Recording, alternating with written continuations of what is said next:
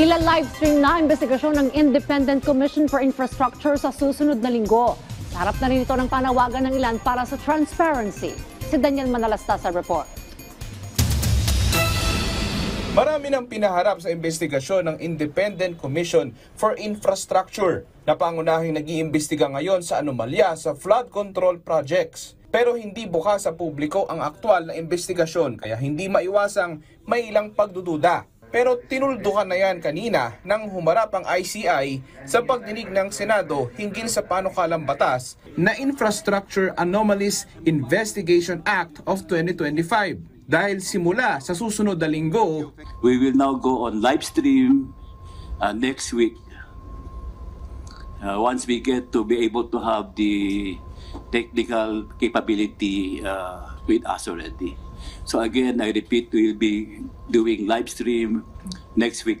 Pero aminado si retired Justice Andres Reyes na mayroon din silang ilang pangangailangan sa ICI. Naglabas din si Reyes ang saloobin sa mga lumalabas sa kasulukuyan nilang investigasyon. We don't have the facility and we don't have the rules of procedure, but we will already shorten the procedure in spite of no rules allowing us.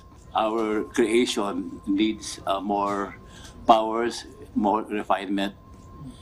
Again, I will just echo what you have said earlier, that this thing is outrageous and makes me cry that how can these people get away with 500 billion pesos? It's our inspiration to work hard. Si dating DPWH Secretary Rogelio Singson na miyembro ng ICI, aminadong hindi rin makapaniwala sa mga lumalabas sa ginagawa nilang investigasyon at may napansin na problema sa legal process ng bansa. After being in DPWH for 6 years, full 6 years, I could not believe what I was hearing in terms of the magnitude of the corruption. And I tried to analyze where did the system fail. It looked like it was all over. This is what we've learned so far. The legal process that we have to follow is so tedious. Bago po may makulong, ang haba ho ng proseso. Pati mga senador may tuturing na welcome development ang pagla-livestream ng investigasyon.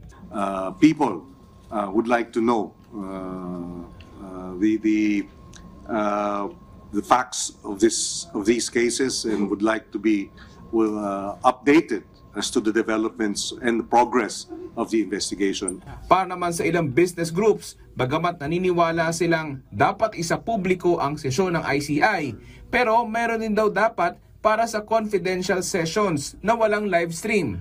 Speaking as a former journalist, this can very easily turn into a circus. I mean, it already has in some cases. Okay? And,